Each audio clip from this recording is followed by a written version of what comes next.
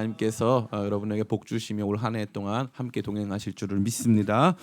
주님의 놀라우신 은혜 체험하는 2023년 되기를 간절히 원합니다. 우리는 계속해서 원래 이 사도행전 말씀을 같이 나누고 있었습니다. 근데 그런 가운데 성탄절도 있었고 또 신년 예배도 있었기 때문에 우리가 한동안 멈춰 있었던 사도행전 말씀으로 오늘 다시 돌아오기로 제가 결정을 하고 오늘부터 다시 하나님 말씀 사도행전으로 같이 나누려고 합니다. 사도행전 말씀을 나눌 때 좋은 것은 또 감사한 것은 무엇이냐면 우리 믿음에 담력이 생긴다는 사실입니다. 이 땅 가운데 살아가면서 담력, 용기가 필요할 때가 얼마나 많은지 모르겠어요. 마음이 단단해지고 또 걱정, 근심, 두려움이 사라지고 이 땅 가운데서 진짜 하나님과 함께 멋지게 살 수 있다라고 하는 거룩한 확신이 임할 때 우리 마음 가운데 정말로 큰 기쁨이 넘치는 줄 믿습니다. 제가 여러분 모두의 삶에 정말 원하고 기도하는 것은 여러분 삶 모두가 주님과 함께 힘차고 당당하고 기쁘고 늘 감사하시기를 간절히 축복합니다. 그러한 의미에서 우리 2023년 9월을 같이 외쳐보겠습니다. 제가 우리 교회 하면 여러분이 좋은 교회, 제가 담대하게 그럼 여러분이 거침없이 이렇게 한번 해보겠습니다. 자, 우리 교회 좋은 교회, 담대하게 거침없이. 예, 감사합니다. 우리 김동진 쌤 좀 열심히 좀 해주셨으면 좋겠어요. 예. 새로 생겼어요. 계속 열심히 하셔야지 알 수 있어요. 예, 생겼어요, 그게. 예. 우리 교회도 생겼어요. 다음 주에 하나 더 생길 거예요, 뒤에. 그래서 잘 따라와 주셨으면 좋겠습니다. 예, 어쨌건 우리 교회 이렇게 좋은 교회입니다. 이렇게 구호를 몰라도 이렇게 용서받고 하는 좋은 교회입니다. 오늘 우리가 읽은 이 말씀은 매우 단순한 이야기입니다. 베드로와 요한이 성전 미문 앞에 앉아 있었던 나면서부터 걸어본 적 없는 이 거린을 치유해 주었습니다. 그 이후에 이들의 이 행위로 말미암아 성전 인근에서 일파만파 수많은 사람들이 몰려들기 시작했고 그러한 부분들에 대해서 조사하고 또 그게 불법 사항이 있다면 거기에 대해서 또 이렇게 심판하는 목적으로 유대 지도자들, 유대 종교 지도자들이 베드로와 요한을 구금하여 그들을 신문하는 내용이 저와 여러분들이 오늘 읽게 된 내용의 전부라고 할 수 있습니다. 오늘 내용은 아마 여러분들이 다 정확하게 캐치하지 못한다 할지라도 분명한 것을 발견할 수 있는데 이 유대 종교 지도자들은 베드로와 요한을 어떻게 해서든지 제압하고 싶었는데 베드로와 요한은 그들에게 절대 제압당하지 않았다는 것입니다. 앞에서 또 권위 있는 사람들이 또 힘 있는 사람들이 어떤 말을 하더라도 주눅들지 않고 당당하게 자기들이 할 말을 하며 또 그러한 과정 속에서 그 어떤 위협에도 굴하지 않는 멋지고 정말 기세등등한 모습을 보여주었다는 것이죠. 이 두 가지 모습이 정말 이 말씀 안에서 교차하고 있어요. 사실 유대 종교 지도자들은 예수님을 십자가에 못 박았던 사람들이거든요. 가야바와 안나스라고 하는 대제사장들을 중심으로 해서 그들이 예수님을 십자가에 못 박았던 사람들입니다. 죄가 하나도 없으신 예수님을 십자가까지 못 박을 수 있는 사람들이 지금 베드로와 요한에 대해서는 손조차 대지 못하고 어찌할 줄을 몰라서 쩔쩔매고 있는 모습을 우리가 보게 된다라는 것입니다. 이 내용 안에서는 첫 번째 질문이 찾아옵니다. 도대체 네가 어떠한 권위로 누구의 이름으로 이러한 일을 행하였느냐라고 말을 하는 것이죠. 누구의 이름으로 행하였느냐가 중요한 포인트가 되겠는데요. 이게 우리도 좀 조심스러운 표현이지만 예전에 제가 이 설화고등학교라고 하는 고등학교를 다녔습니다. 저 기름동에 있었는데 성신여대 입구에서부터 이제 기름동 넘어가려면은 거기 고개를 넘어요. 이제 그 고개를 넘으면 거기가 미아리 고개거든요. 미아리 고개를 넘으면 특징이 뭐냐면 좌우로 점집이 그렇게 많습니다. 점집이 그렇게 많아요. 그러면은 그 점집 앞에다가 우리로 치면 교단이 붙어 있어요. 그래가지고 이제 무슨 도령이 또 있고 도령파가 있고 장군파가 있어요. 그죠? 도령파, 장군파. 아주 그리고 최영 장군 제일 세고요. 도령파, 장군파가 있단 말이에요. 제가 거기서 점쟁이들 중에 이렇게 말하는 사람 한 명도 못 봤어요. 가만히 있다가 제 생각에는 이렇게 되실 것 같아요라고 말하는 사람 본 적이 없어요. 점쟁이들 특징이 뭐냐면은 도령이 말을 했다는 거예요. 그리고 장군이 말을 했다는 거예요. 다 모두 다 누구의 권위에 입각해서 신령하다고 믿는 그 권위에 입각해서 말을 하거든요. 근데 이때도 마찬가지예요. 이 당시의 종교적인 상황 안에서도 수많은 사람들이 이와 같은 치유 혹은 귀신 축출의 일들을 감당했는데 그때 대부분의 경우에 자기들이 믿고 의지하는 신들의 이름을 거론하면서 그렇게 했다는 거죠. 근데 이 베드로와 요한은 사실 분명 예수님의 이름으로 했고 문제가 없는데도 이들 안에 있는 그런 이단성이라던가 이들이 그들이 수용 가능한 자기들이 믿고 있는 신앙 안에서 수용 가능한 수준에서 이것을 행했는가를 판별하기 위해서 누구의 권위와 이름으로 그렇게 했느냐를 묻고 있는 것입니다. 그때 베드로가 말합니다. 나는 오직 예수님의 권세와 이름으로 이러한 일을 행한 것이고 예수님 빼고는 하나님께서 구원받을 만한 다른 이름을 주신 적이 없다라고 천명하는 것이죠. 이와 같은 모습 안에서 이 사람들, 유대 종교 지도자들은 굉장히 큰 충격을 받습니다. 두려움 없이 그들이 최근에 십자가에서 죽임을 당하고 부활하였다고 하는 예수님의 이름으로 이 모든 일들을 행했다고 가감없이 말을 했기 때문입니다. 두 번째, 유대 종교지도자들은 이들을 이제 더 이상 어찌할 방법이 없으니까 위협하기로 결정합니다. 너네 한 번만 더 그렇게 하면은 내가 가만히 두지 않을 거야. 뭐 법적인 내용을 근거로 해서 위협하는 것도 아니고 그냥 자신들이 가진 권력에 의지해서 위협만 하는 것입니다. 근데 그 위협에 그들이 굴복합니까? 절대 굴복 안 합니다. 우리는 그렇게 할 수 없다. 그리고 우리는 계속 하겠다. 그렇게 말을 하는 거죠. 너무너무 신기한 모습을 보여주고 있는 것입니다. 그러니까 이 내용 안에는 따라해 볼까요? 세상이 감당할 수 없는 믿음.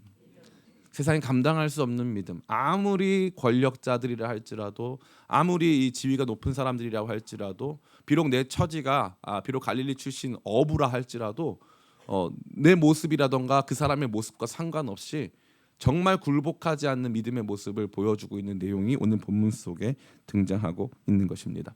그러면 왜 이 사람들이 이와 같이 굴복하지 않는 절대 세상이 감당할 수 없는 믿음을 갖게 된 것일까요? 그들의 그 믿음에는 어떠한 특징이 있을까요? 세 가지 중요한 특징이 있습니다.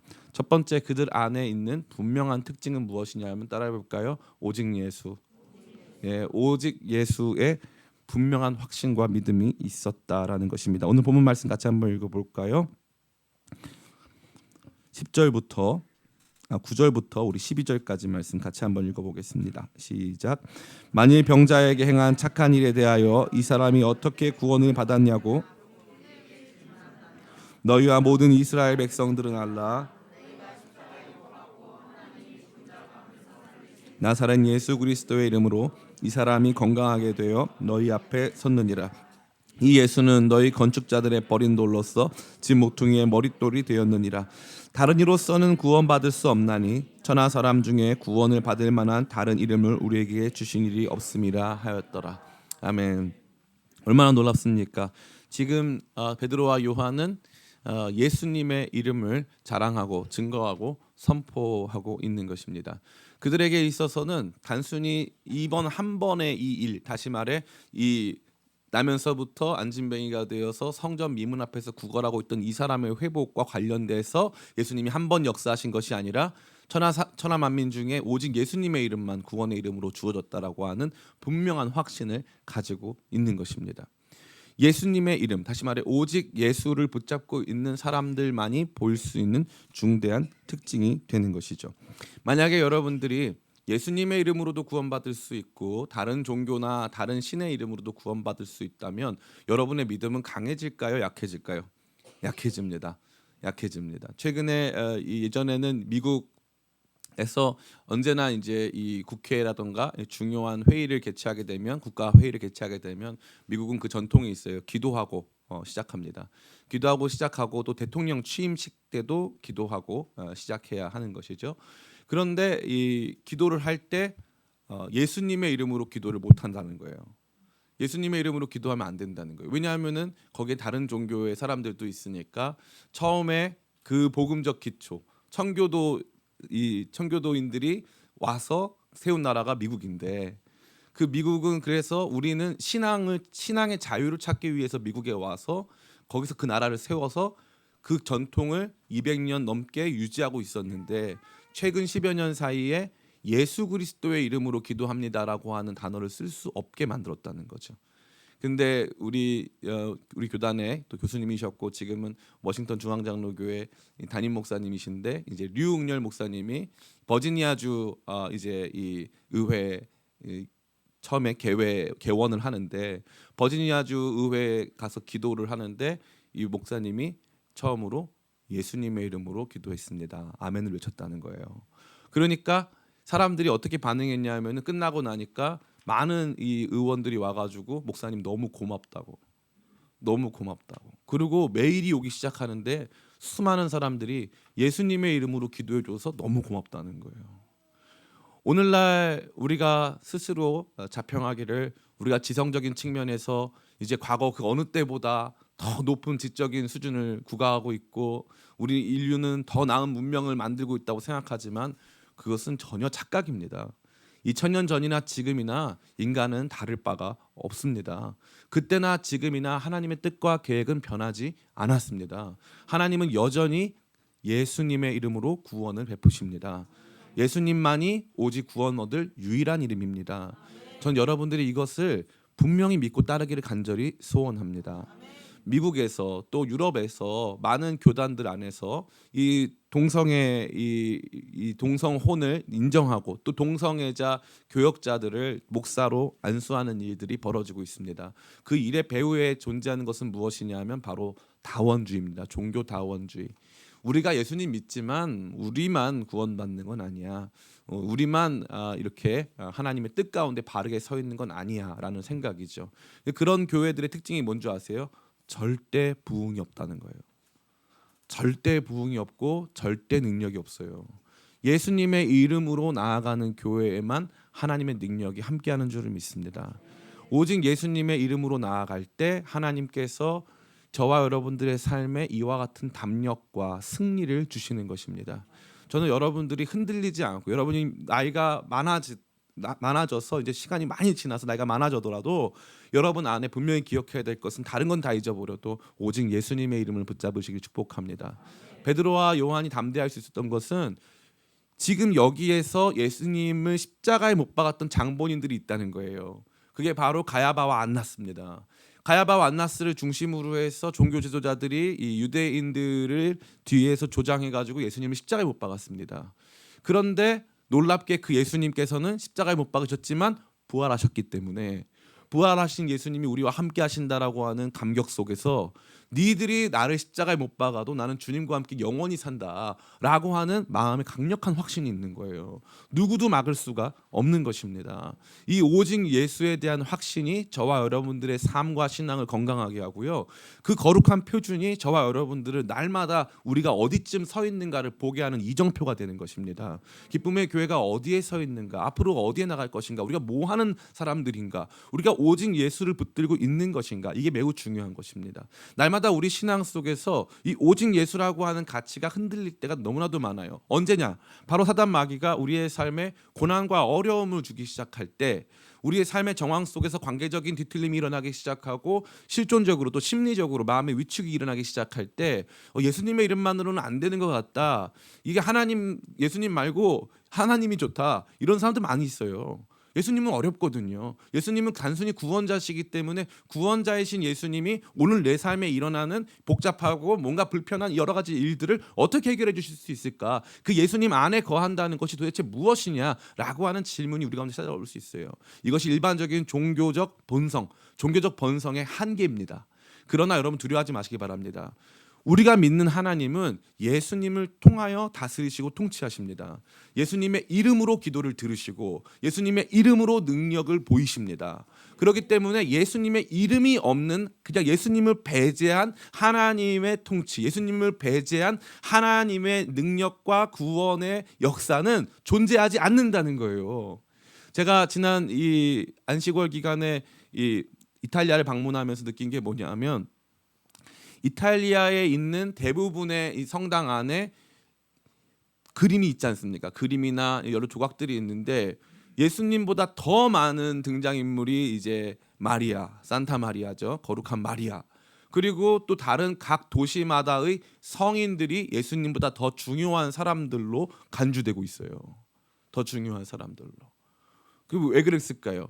예수님 십자가의 대속의 은혜는 내 삶 속에 단 한 번, 나 지옥 갈 내가 구원 죄 씻음 받고 구원 받을 때 그때만 필요한 거고, 일상생활에서는 마리아가 좀 더 친근하다. 왜냐면 엄마가 필요하잖아요. 그러니까 우리도 그런 엄마가 있었으면 좋겠다 이거예요. 그래서 우리 기도를 마리아한테도 한번 줘보고, 예수님께도 드려보고, 또 뭐 베네치아는 산 마르코 마가 성인한테도 한번 줘보고, 저 살레르라고 도시는 마테한테도 한번 줘보고, 각 도시마다 자기 도시의 성인들에게 자기의 기도를 올리는 거죠. 이게 사탄이 원하는 거예요. 오직 한 길, 내가 곧 길이요 진리요 생명이니 나로 말미암지 않고는 아버지께 나아갈 자가 없느니라. 오직 한 길이거든요. 예수님 오직 한 길. 이게 흔들리기 시작하면 그때부터 우리의 삶과 신앙 전체가 전혀 하나님께서 기뻐하지 않으시고 원하지 않으시는 방향으로 나아갈 수밖에 없다는 거예요. 좀 이따 살펴보겠지만, 이걸 붙들기 시작하면 뭐 삶 속에서 예수님 복음 붙들었다고 내 삶이 좋아지나요? 네. 복음 붙들면 좋아져요. 복음을 붙들면 회복돼요. 당장 한두 가지 문제 그때 해결받는 거 말고 삶 전체의 방향성이 달라지는 거예요. 삶 전체의 모습이 달라지는 거예요. 우리나라에서 최초로 의학 박사를 받은 분이 계세요. 그 의학 박사를 받으신 분은 원래 노비였어요. 노비. 근데 선교사님이 그분을 이렇게 데려다 놓고 복음을 가르치고 교회 안에서 열심히 일하다가 선교사님이 추천해가지고 미국을 가게 됐어요. 미국 가가지고 이분이 우리나라 최초의 의학 박사가 된 거예요. 복음이 역사하면 그런 일이 벌어진다니까요. 복음이 역사하면 한 사람의 삶에 그러한 변화가 일어나는 거예요.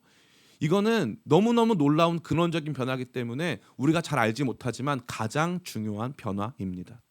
가장 중요한 변화예요. 여러분들이 만약에 고아라고 생각해 보시기 바랍니다. 여러분 고아인데 누가 와가지고 여러분들한테 용돈을 줬어요. 한 5만 원 정도 줬어요. 너무 큰 돈이죠. 너무 감사하겠죠. 5만 원 시간 지나면 어떻게 됩니까? 다 쓰고 없어지는 거예요. 그런데 여러분 고아인데 어떤 지체 높으신 분이 여러분 입양해 줬어요.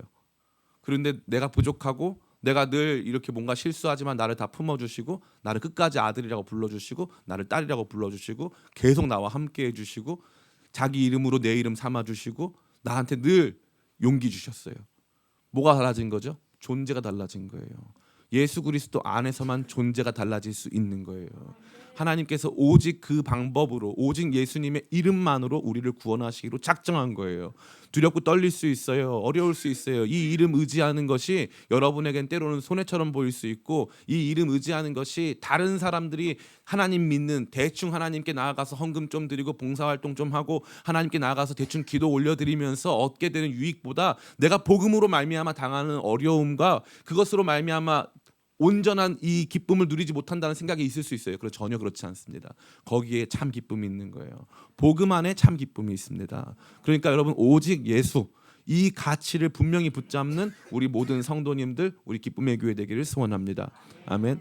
기쁨의 교회가 타락했다는 증거, 기쁨의 교회가 더 이상 뭔가 하나님 앞에 쓰임 받지 못하고 있다라고 하는 증거를 우리가 보기 위해서는 바로 이 지점에서 봐야 되는 거예요. 교회에서 더 이상 복음이 선포되지 않고 예수님의 이름보다 그저 하나님 아버지의 돌보심만이 강조되고 있다. 병고침만이 강조되고 있다. 이 땅에서 문제만이 강조되고 있다. 우리 심리적인 문제만을 다루고 있다. 그렇다면 우리 안에서는 깊은 돌이킴이 있어야 하는 거예요. 왜 우리 교회는 복음이 없느냐, 이것이죠. 얼마 전에 이찬수 목사님이 설교 내용 중에 이런 말씀하시더라고요. 만약에 교회가 여러분 마음 위로해주고 새 힘주고 또 소망주고 또 정말로 깊은 내면적 터치를 하는 거라면, 본인이 생각했을 때 대한민국에서 그게 설교라면, 본인이 생각했을 때 대한민국에서 그런 일을 제일 잘하는 사람은 김창옥 교수라는 거예요. 김창옥 교수가 그런 일을 제일 잘해요. 거기 가 있으면요, 뭐 지체 높으신 뭐 교수들, 뭐 이 공무원, 고위 공무원들 다 울다가 웃어요. 제일 잘하는 사람이 그분이에요. 제일 잘하는 사람이. 그러면은 그분을 담임 목사 세우면 되겠네요. 아마 많은 분들이요, 그분이 정말 목사 안수 받고 하면 그 교회 나갈 거예요. 그게 우리가 가지고 있는 한계고, 그것이 우리가 잘못 생각하고 있는 부분이라 이거예요. 교회 망해도 됩니다. 교회 망해도 되고요. 어차피 우리 한 번 사는 인생이고 시간은 지나고 우리 모두가 언젠가 하나님 보좌 앞에서 심판받을 날이 올 것입니다. 하나님께서 저와 여러분에게 물으시는 장면은 바로 이것일 거예요. 너 왜 그때 그 사람들 앞에서 너 누구의 권세를 의지해서 이런 일을 하냐고, 너 누구로 말미암아 살고 있냐고, 누구의 이름이 너에게 붙여져 있냐고 말했을 때 너 왜 예수님 이름 증거하지 않았냐? 내가 너에게 붙여준, 내가 너를 구원하고자 보낸 내 아들 예수 그리스도의 이름을 너는 왜 증거하지 않았냐? 주님이 그거 물어보시지. 너 몇백 명 교회 했냐, 몇천 명 교회 했냐, 그거 물어보시겠어요? 주님의 관심은 거기 없는 거예요. 사랑하는 성도 여러분, 깨어나시기를 축복합니다. 교회를 바라보고 생각하고 교회에 대해서 평가하려고 할 때 우리 교회는 성경적이고 복음적이며 예수님의 이름을 자랑하며 증거하는 교회다. 오직 예수의 복음만이 진짜 이 시대의 소망이고 우리 모든 인간의 소망이라고 하는 것을 자랑하며 증거하는 교회다라고 하는 분명한 가치를 가질 때에 그래도 우리 교회 작지만 부족하지만 예수님 이름 선포하는 교회야 라고 하는 거룩한 자부심을 갖게 될 줄을 믿습니다. 오늘 이 사도들이 경험한 이 기세 등등하고 당당한 내면 안에는 십자가에 달리사 우리의 죄를 도말하시고 부활하사 우리의 영원한 소망이 되신 예수님에 대한 분명한 확신이 있다는 것입니다. 그 예수님을 굳게 붙잡는 신앙의 중심으로 삼는 저와 여러분 다 되시기를. 잘 몰라도 괜찮아요. 잘 부족해도 괜찮아요. 어린아이처럼 단순하게 나는 오직 예수님만 따라간다. 저 목사 따라가지도 않고 누구 따라가지도 않고 나는 오직 예수님만 따라간다 라고 마음에 확신을 갖는 저와 여러분들에게 간절히 바랍니다. 인천에 가면은 어떤 이 마을이 있는데 요번에 거기가 이제 재개발에 들어갔어요. 그 마을 가보니까 마을 전체가 다 이단이에요. 마을 전체가 싹 다 이단입니다. 그럼 왜 그랬을까요? 처음에는 거기를 이끌던 신앙적 지도자가 장로님이셨는데 아주 너무 뜨거운 분이었어요. 하나님 너무 잘 섬겼어요. 근데 이분이 기도를 너무 많이 하시고 너무 하나님을 잘 섬기다 보니까 이분이 진짜 신령한 복을 받았는데 나중에 사탄이 그 신령한 복을 가로채가지고 네가 예수다로 바꿔준 거예요. 사람들 얼마나 웃긴 줄 알아요? 그러면은 당장 무슨 말이냐? 예수님은 죽으시고 부활하시고 지금 하나님 보좌 우편에 계시고 손에 못자국 있냐, 옆구리 창자국 있냐? 그거 물어봐야 될 거 아니에요. 왜냐하면 요한계시록 말씀에 보면은 내가 하나님 보좌 우편에 있는 어린 양을 배웠더니 일찍이 죽임 당하신 것 같더라라고 말씀하셨고 도마에게 보이신 부활체, 예수님의 부활하신 몸에는 손에 못자국과 옆구리에 창자국이 있단 말이에요. 그러면은 그거를 보여줘야 되는데 그런 거 없이 내가 재림 예수다 했단 말이에요. 그럼 성도들이 나는 저 사람 이제 변질됐어. 저 사람 지금 더 이상 따라가면 안 될 사람이야. 저 사람 잘못됐어. 라고 하고 나와야 될 거 아니에요. 대박 사건인 건 아무도 안 나오고 그 사람 따라가는 거예요. 이게 얼마나 무서운 종교성인지 말로 할 수 없어요. 이 종교적 이 문제는요. 저와 여러분뿐만 아니라 가족들 전체의 삶, 주변 사회까지 다 망가뜨립니다. 여기서 깨어나야 되는 거예요. 이게 비단 영적이라고 생각하는 사람들에게만 주어진 것이 아니에요. 스스로 지적이라고 생각하는 사람들, 다시 말해서 지적 이단들이 아주 많아요.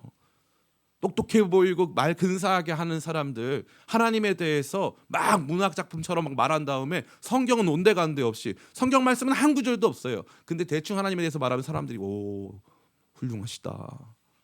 그래서 너무 예수님만 따라가지 마. 이렇게 말하는 사람들이 근사하다고 생각해요.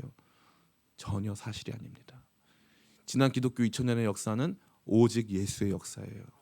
오직 예수의 역사로 살아온 사람들이 로마 제국을 이겨내고 수많은 핍박을 이겨내고 많은 사람들의 저항 속에서도 우리는 총칼 한 번 든 적 없이 복음으로만 승리하여 여기까지 온 줄을 믿습니다. 저는 여러분들이 그것을 굳게 믿고 따르기를 간절히 소망합니다. 두 번째, 세상이 감당할 수 없는 사람들, 감당할 수 없는 믿음의 모습은 따라해 볼까요? 성령 충만. 첫 번째가 오직 예수였다면 두 번째는 성령 충만입니다. 우리 말씀 같이 한번 읽어보겠습니다. 8절 말씀입니다. 8절 말씀입니다. 같이 읽습니다. 시작. 이에 베드로가 성령이 충만하여 이르되 백성의 관리들과 장로들아. 아멘. 베드로가 그냥 말하지 않았습니다. 자신의 지식이나 자신이 갈고 연마한 자신의 능력으로 말하지 않았습니다. 베드로가 무엇을 말합니까? 베드로는 예수 그리스도의 이름에 대해 자랑하며 증거하고 지금 위협하고 있는 이들이 전혀 근거가 없음에 대해서 말하고 자기들은 착하고 선한 일을 했다고 말하고 그러한 가운데서 담대하게 조금도 뒤로 물러서지 않고 당당하게 이 모든 것들을 진술하고 있는 것입니다. 그것이 바로 성령 충만의 역사입니다. 너희가 잡혀가서 사람들에게 이 사람들이 너희를 질문하거든 너희가 할 말을 미리 생각해 두지 말아라. 성령께서 너에게 가르쳐 주시리라 예수님 말씀하셨습니다. 성령께서 주시는 지혜와 통찰과 담력과 용기 속에 우리는 우리가 받은 구원에 대해 또 지금 하나님께서 역사하시는 일에 대해서 가장 바르고 건전하게 말할 수 있는 것입니다. 성령의 충만, 성령께서 함께 하시는 것만이 저와 여러분들에게 이러한 담력을 주는 것입니다. 그러나 우리가 쉽게 아는 것은 맞아, 성령 충만하면 뭔가 마음이 뜨거워져 가지고 제대로 잘 말할 수 있을 것 같아 라고 생각할 수 있는데 성령 충만은 단순히 마음만 뜨거워지는 게 아니에요. 따라해 볼까요? 머리는 차갑게.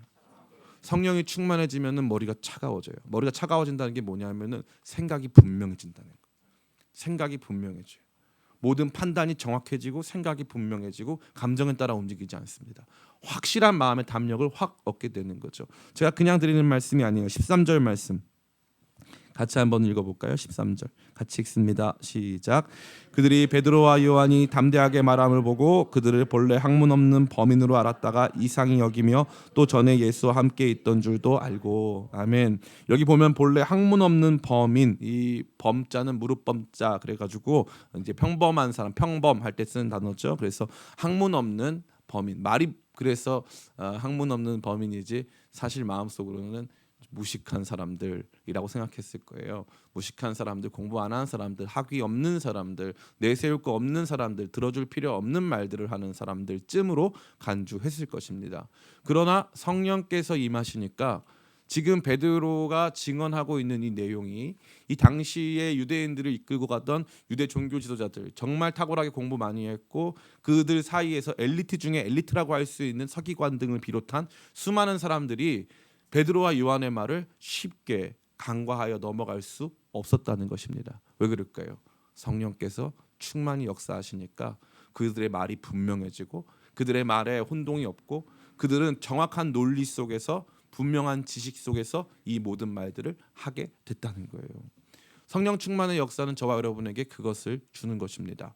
많은 사람들이 생각해요. 목사님, 저는요 성령 충만 받아서 기도 열심히 하고 좋은 신앙인 돼가지고 삶 속에서 도움 받고 싶어요, 은혜 받고 싶어요, 이런 말씀 많이 하시는데 그것은 여러분들이 굉장히 모호한 신앙 체계를 갖고 있기 때문입니다. 성령 충만을 받으면 어떤 일이 벌어지냐면 마음에 불붙은 논리라고 해가지고 마음에 왜 예수님이 유일한 구원자이신지, 하나님이 천지를 창조하시고 왜 그의 인간이 타락하고 왜 그의 아들 예수님이 이 땅에 오셔야 되는지에 대한 분명한 이해가 생겨요.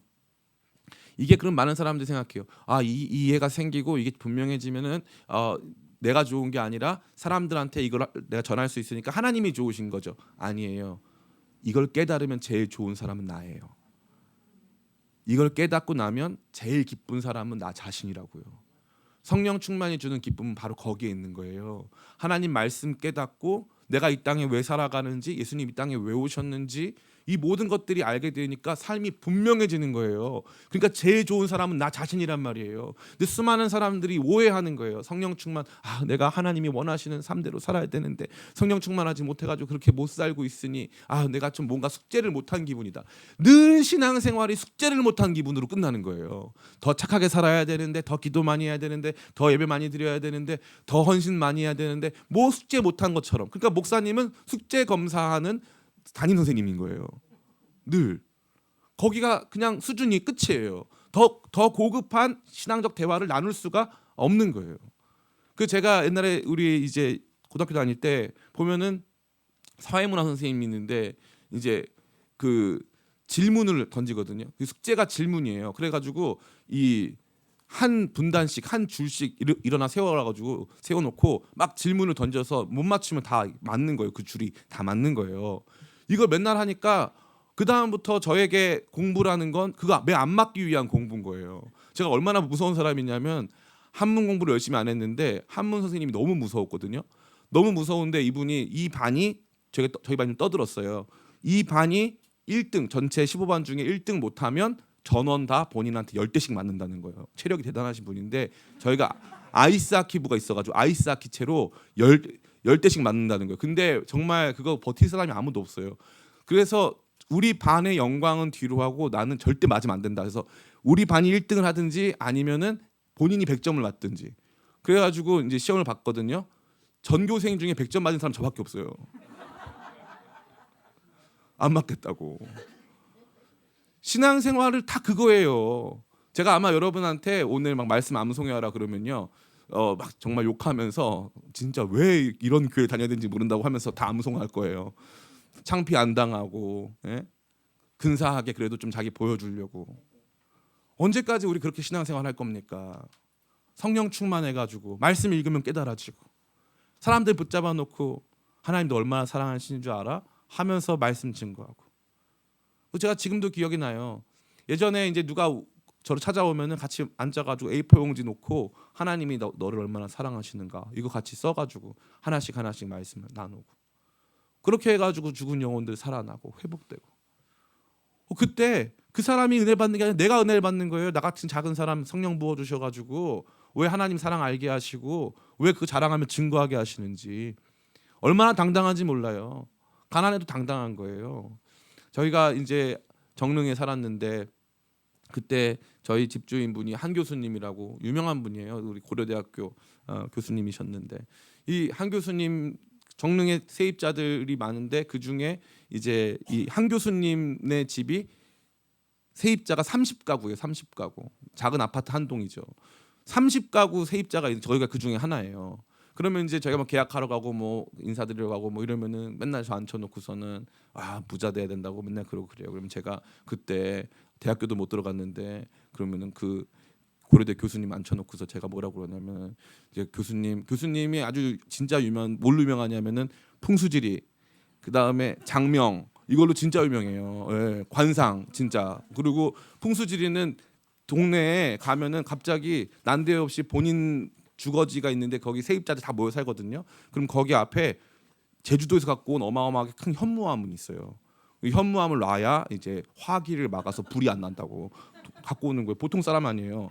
그런데 제가 가가지고 맨날 저한테 막 부자 되라고 그러면 제가 가서 뭐라고 했냐면 교수님 저는요 하나님 안에서 좋은 사람으로 살고 싶어요. 부자 안 돼도 돼요. 마음에 담대함이 막 일어나는 거예요. 담대함이. 그런 거 하나도 주눅 안 들었어요. 하나도. 근데 성령 충만이 사라지기 시작하면요. 작고 사소한 일에 얼마나 주눅이 드는지, 얼마나 사람 눈치 보는지, 얼마나 하나님의 역사 속에서 내가 나를 증명하고 내가 분명히 설 수 있는 내 인생의 가치가 있다라고 분명히 설 수 있는 이 기반이 얼마나 흔들리는지, 그 알량한 것들 붙잡아가지고 거기에 나를 좀 기대해 보는데 이게 충분하지가 않아서 넘어지는 날은 또 얼마나 많은지. 성령 충만하면요, 나의 지금부터 영원까지 나의 삶을 책임지실 예수님의 권세와 능력이 느껴지기 시작하고 말씀 깨달아지기 시작하고 사람들한테 증거하고 너도 이 말씀 알아야 된다. 하나님이 이런 마음이시다 라고 하는 거룩한 감동 속에서 가치 있고 당당하게 살아가는 것인 줄 믿습니다. 전 여러분 모두가 이 성령 충만 체험하시길 바라요. 타인을 위해서가 아니라 가족을 위해서가 아니라 하나님 나라를 위해서가 아니라 우선적으로 여러분 자신을 위해 성령 충만한 삶을 간구하며 기도하는 저와 여러분 되기를 축복합니다. 마지막 세 번째입니다. 오늘 이 사람들이 세상 앞에서 감당할 수 없는 믿음을 갖고 또 권력자들에 의해서 조금도 굴하지 않는 모습을 보여줄 수 있었던 세 번째는 뭐냐면 착하고 선한 일을 했다는 거예요. 착하고 선한 일. 말씀 같이 한번 읽어보겠습니다. 몇 절입니까? 우리 9절 말씀. 9절 말씀 같이 읽어보겠습니다. 같이 읽습니다. 시작. 만일 병자에게 행한 착한 일에 대하여 이 사람이 어떻게 구원을 받았냐고 오늘 우리에게 질문한다면. 아멘. 저는 이거 보고 무릎을 쳤어요. 이 유대 종교 지도자들이 지금 주목하고 있는 건 지금 이 상황 속에서 예수님의 이름이 거론됐다는 거예요. 예수님의 이름이 거론되어서 예수님의 이름으로 사람들이 주목하는 큰 일이 벌어졌다는 거죠. 그러면 그 예수님의 이름에 대한 불법성을 지적하는 데에 종교 지도자들은 모든 포커스를 맞추고 있는 거예요. 그런데 베드로는요, 성령 충만하니까 이렇게 지혜로운 거예요. 베드로는 예수님의 이름이 아니라 이 일의 결과로 시선을 틀어버리는 거예요. 이 착한 일 말씀하시는 거예요?라고 어저께 우리 제니터 집사님 저한테 말씀해주신 앵커 이론. 지금 한 일은 착하고 좋은 일인데 이거 말씀하시는 거예요?라고 말을 하는 거예요. 이 착하고 좋은 일이요? 평생 한 번도 걸어본 적 없는 사람이 걷게 된 이 일을 말씀하시는 건가요? 이렇게 된 거죠. 방향이 바뀐 거예요. 이제 단순히 종교적 논쟁이 아니에요. 지금 이들이 한 행위가 과연 법적으로 불법성이 있는지 없는지의 모든 방향이 움직인 거예요. 그럼 가만히 보니까 이 일은 무슨 일이에요? 착한 일이에요. 사람이 살아났어요. 회복됐어요. 이거 착한 일이에요. 그러니까 이 뒤에도 보니까 계속 뭐가 등장하냐 하면은 이 병 나은 사람에 대해서 계속 등장하고 있습니다. 우리 같이 한번 볼까요? 22절 말씀. 같이 한번 보겠습니다. 14절, 22절. 14절 먼저 보겠습니다. 14절 시작. 또 병 나은 사람이 그들과 함께 서 있는 것을 보고 비난할 말이 없는지라. 22절 시작. 이 표적으로 병 나은 사람은 40여 세나 되었더라. 아멘. 이 당시 40여 세는 조금 나이가 좀 있는 편이었어요. 아주 좀 있는 편. 그러니까 이 사람이 젊고 대단해 보이는 막 당당한 게 아니라 불쌍해 보인다 이거예요. 근데 이 사람이 옆에서 쫄랑쫄랑 같이 따라다니면서 같이 신문을 받고 있는 거예요. 너는 어떻게 회복됐냐고 말하면 뻔하죠. 이 사람들이 예수님의 이름으로 고쳐줬어요. 그러니까 이 사람한테 절대 질문 안 해요. 절대 질문 안 하고 옆에서 가만히 서 있는 거예요. 병 나은 사람이 옆에 서 있어요. 저 불쌍한 사람 고쳐준 거예요. 이거 착한 일이라 이거예요. 이게 기가 막힌 거예요. 사도행전의 모든 일들은 뭔 줄 알아요? 착한 일이에요. 착한 일. 귀신에 눌려있던 사람 고쳐주고요. 병든 자 고쳐주고요. 어려운 사람 도와주고요. 다 착한 일만 하는 거예요. 성도의 삶에 교회의 영광스러운 모습에 뭐가 있어야 합니까? 착한 일이 있어야 하는 거예요. 목숨 걸고 하는 착한 일. 착한 일. 이게 우리에게 얼마나 큰 믿음의 담력을 주는지 몰라요. 착한 일을 안 하는 성도들은 그래서 이 담력을 경험할 수가 없어요. 주님을 의지해서 나쁜 일을 하는 사람들이 있을까 없을까요? 있죠. 넷플릭스 드라마 수리남을 보세요. 전요한 목사라고 이름이 요한이에요. 전요한 목사 얼마나 나쁜 짓 하는지 몰라요. 저는 요즘 보면서 세상이 바라보는 목사의 모습이 저런 거구나. 목사의 모습이 저런 거구나. 너무 슬퍼서 눈물이 다 나요. 목사님들이 교회 부흥시켜 놓고 한다는 짓거리들이 착한 일이 없어요. 잘 먹고 잘 살고 교회 세습이나 하고 세상에 지탄받을 짓이나 하고 착한 일에 목숨 거는 교회가 없다 이 말이에요.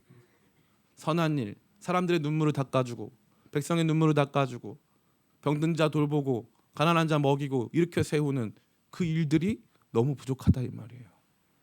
그러니까 뭐가 없다? 담력이 안 생기는 거예요. 저기 교회 물러가라. 야 니네 잘못하고 있어. 저희가 행한 착한 일에 대해서 말씀하시는 건가요? 기쁨의 교회가 여기 있는데요. 너무 감사하게 저희가 후암동 이제 후원을 했어요. 300만 원 후원했어요.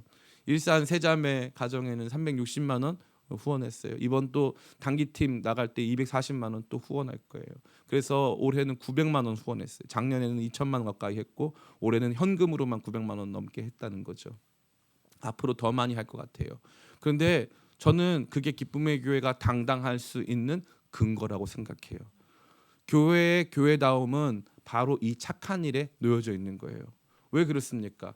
성령 충만한 교회가 처음 보여준 게 뭐냐면은 교회에 사람들이 오죠. 그러면은 사람만 와요? 아니면은 물질도 같이 와요? 물질도 같이 와요. 그러면 사도들이 어떻게 했냐면은 12사도가 날마다 이 빵을 나눠주는 음식을 나눠주는 구제 활동을 했단 말이에요. 맨날 구제 활동을 했는데 이 구제 활동이 이제 문제가 발생해요. 헬라파 과부들이 구제 활동에서 밥을 못 먹어요. 그러니까 누군가 소외되기 시작하니까 12사도가 딱 결정한 거예요. 우리는 구제 사역 손 뗀다.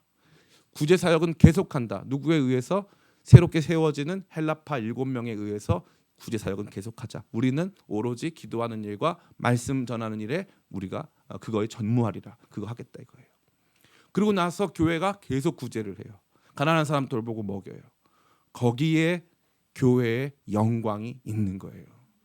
교회가 당당하고 성도가 당당하려면 삶이 착해야 하는 거예요. 나만을 위해 사는 존재가 아니라 주님께서 새롭게 주신 인생. 아까 우리 장민혁 집사님 얼마나 기도 잘했어요.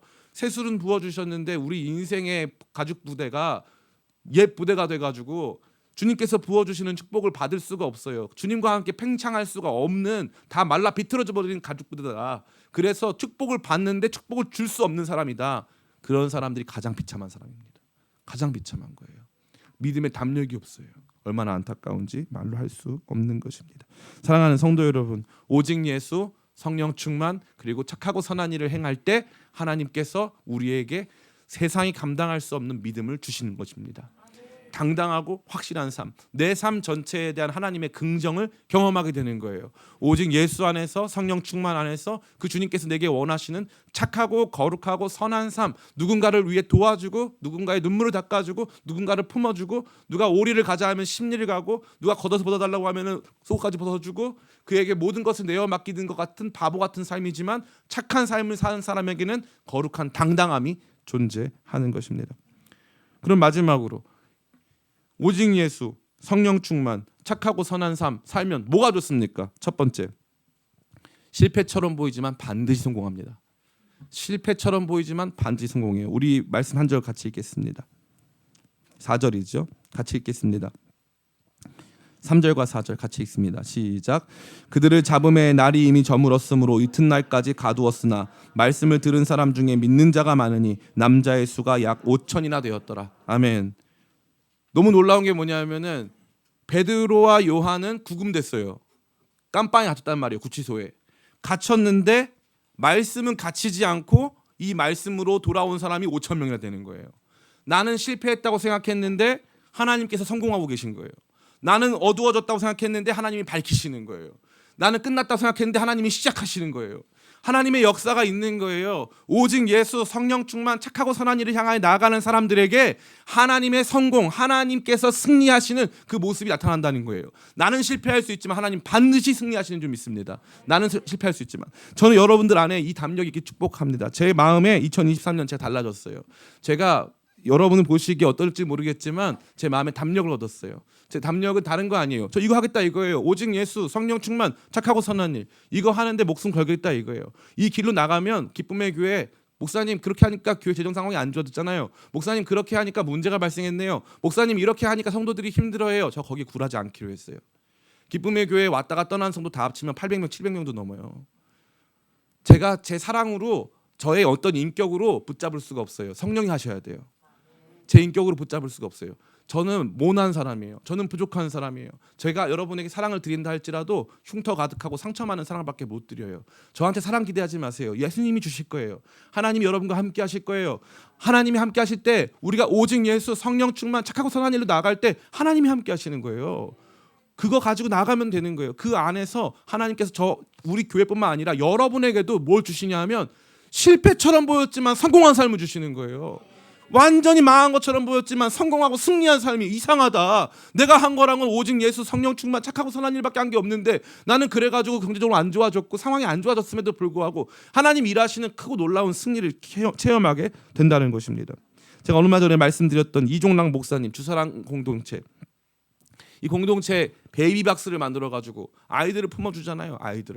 아이들을 이렇게 품어주는데 참 이 목사님이 유명해지고 또 미국 가가지고도 상 받았죠. 봉사 대상 받았어요. 미국 가서. 지금까지 구출한 아이가 2,000명이 넘어요. 2,000명. 그 아이를 그 베이비박스에서 구출해낸 거예요. 그러면은 이 목사님의 삶이 우리가 생각했을 때는 행복해야 될 거 아니에요. 근데 사모님이 너무 아파요. 파킨슨 질병에 걸려가지고 5명의 아이를 장애 아들만 입양을 하고 사모님은 파킨슨병에 걸려서 목사님이 사모님 수발 들랴 이 아이들 키워내랴 그 활동하랴 보통 일이 아니에요. 제가 그 목사님하고 페이스북 친구거든요. 근데 목사님 너무 잘 사세요. 너무너무 행복하게 잘 사세요. 제가 그거 보면서 너무 놀랐어요. 제가 보면 알거든요. 이 사람이 꾸미려고 허세로 이렇게 하는 건가 보다. 아니에요. 정말로 기쁨 가운데 살고 있는 거예요. 인간의 눈으로는 실패처럼 보이지만 하나님은 승리 주시거든요. 더 많은 후원자들이 함께하고 과거에는 그 주사랑 공동체 막 감사해야 된다. 그 주사랑 공동체 문제 많다. 많은 사람들이 말했는데 지금 그런 사람 한 명도 없어요. 하나님은 승리하세요. 착하고 선한 일을 하는데 세상이 감당할 수가 없어요. 하나님께서 승리하신 줄 믿습니다. 여러분 삶에 실패가 찾아왔습니까? 어두움이 찾아왔습니까? 오직 예수 성령 충만 착하고 선한 일을 붙잡고 나아갈 때 하나님의 승리가 있는 줄 믿습니다. 마지막으로 따라해볼까요? 누구도 건들 수 없다. 지금 여기 이 사람들이 한 것 아무것도 없어요. 다시 말해서 위에 그 높은 사람들이 어떻게든 뒤흔들려고 해봤는데 위협만 할 뿐 그 어떠한 조치를 행할 수가 없는 거예요. 아무도 흔들 수가 없어요.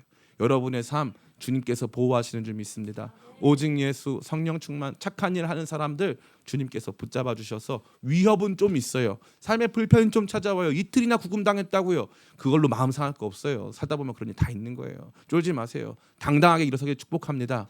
살다 보면 억울한 일 만나는 거예요. 누가 여러분 험담도 좀 할 거예요. 제 험담도 많이 하더라고요. 상관없어요. 누가 험담도 좀 하고 누가 좀 오해도 좀 하고 상처도 주고 그 뭐가 중요합니까? 살면서 여러분 걸어가는 그 길이 광야길인데 걷다 보면은 돌뿌리에 치이기도 하는 것이고 모래바람 맞기도 하는 거예요. 신경 쓰지 마세요. 누구도 그 위험만 될 뿐. 그런데 그 길을 걸었는데 옷이 헤어지지 않고 신발이 발이 부르튼 적이 없어요. 하나님 보호하시는 줄 믿습니다. 전 여러분들이 오직 예수 성령 충만 착하고 선한 일로 말미암아 하나님께서 우리 삶에 진짜 승리 주시고 저와 여러분들을 강력하게 보호하시는 것을 삶 속에 경험하게 되시기를 예수님의 이름으로 축원합니다. 잠시 같이 기도할까요? 같이 기도하는 가운데 주님